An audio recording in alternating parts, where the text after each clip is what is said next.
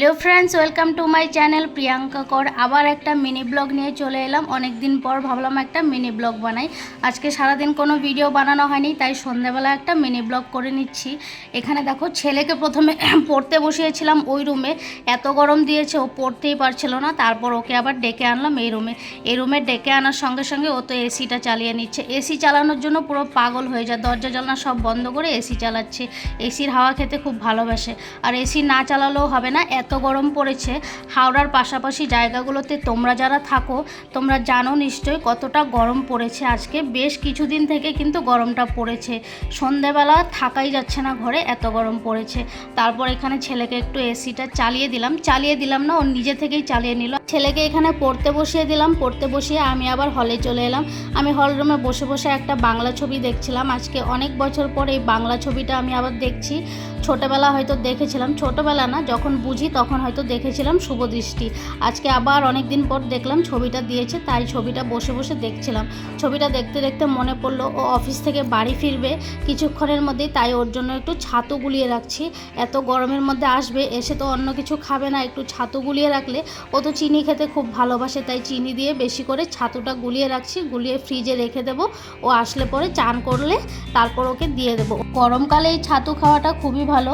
আমি আর ছেলে বিকেলবেলায় ছাতু গুলিয়ে খেয়েছি। ছাতুটা গুলিয়ে খাওয়ার পর এখন মনে হচ্ছে পেটটা পুরো ভরে গেছে। ছাতু খাওয়ার পর কিন্তু পেট অনেকটা ভরে যায়, অনেকক্ষণ কিছু না খেয়েও থাকা যায়। সকালবেলা খাওয়াটা বেশি ভালো। আমি আর ছেলে বিকেলবেলা খেয়েছি, ওর জন্য গুলিয়ে একটু ফ্রিজে রেখে দিলাম। ছাতুটা রেখে এখানে চালটা ধুয়ে নিচ্ছি। ভাত বসাতে হবে, ভাতটা একটু পরেই বসাবো, চালটা একটু ধুয়ে ভিজিয়ে রেখে দেবো। ও আসার কিছুক্ষণ আগে বা রান্না টান্না সব কমপ্লিট হয়ে গেলে সবার লাস্টে ভাতটা বসাবো, তার জন্য এখানে চালটা ধুয়ে রাখলাম। এগুলো ছোট ছোট কাজ করতে করতেই কখন 8:30 পৌনে 9টা বেজেও গেল। আর ও চলেও এলো বাড়িতে। ও চলে আসার পরে তো দেখলাম ওর শরীর পুরো ভিজে আছে, কাপড়গুলো সব ভিজে গেছে, এত গরম পড়েছে। এদিকে বাবা ছেলে দুজনে মিলে গল্পও শুরু করে দিয়েছে। আমার ছেলে ওর বাবা ঘরে আসার সঙ্গে সঙ্গে সারাদিনের যত কিছু কথা আছে সব ওর বাবাকে বলবে।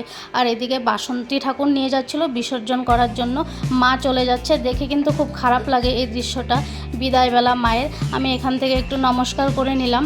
ব্যালকনিতে দাঁড়িয়ে দাঁড়িয়ে দেখছিলাম, ঢাকের আওয়াজ পাওয়া মাত্রই আমি ব্যালকনিতে ছুটে আসি। পরে আমি ব্যালকনি থেকে ঠাকুরকে দেখে নিয়ে আবার চলে এলাম রান্নাঘরে আমি ভাতটা বসিয়েই দিয়েছিলাম। ভাতটা এখন হয়েও গেছে, নামিয়ে দেবো ভাতটা।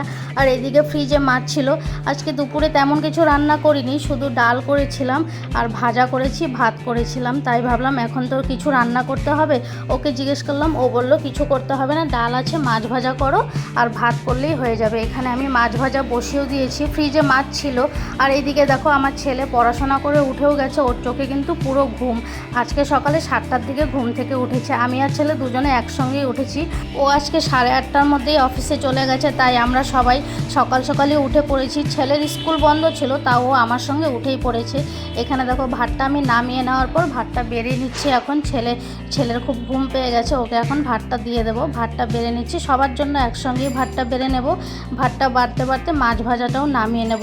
আর ওইদিকে দুপুরবেলা ডাল করেছিলাম, ডালটাকে আমি আবার ফ্রিজে ঢুকিয়ে রেখেছিলাম, কারণ ফ্রিজে না ঢোকালেই এখন সমস্যা হচ্ছে। রাত হতে হতে হয়তো অনেক রাতে খেতে গেলে তারপর দেখি কিছুটা নষ্ট হয়ে যায়, ফেলে দিতে হয়। তাই আজকে আমি মনে করে ফ্রিজে ঢুকিয়ে রেখেছিলাম ডালটাকে একটু গরম করলাম, যেহেতু ছেলের কাশি হয় মাঝে মধ্যেই, তাই একটু গরম করে নিলাম। মাছ ভাজাগুলোও এখানে হয়ে গেছে, মাছ ভাজাগুলো নামিয়ে নিচ্ছি। মাছ ভাজার সঙ্গে কয়েকটা কাঁচা লঙ্কাও দিয়ে দিয়েছিলাম আমি। কাঁচা লঙ্কা কিন্তু গরম ভাতে এভাবে তেলে দিয়ে খেতে খুব ভালো লাগে।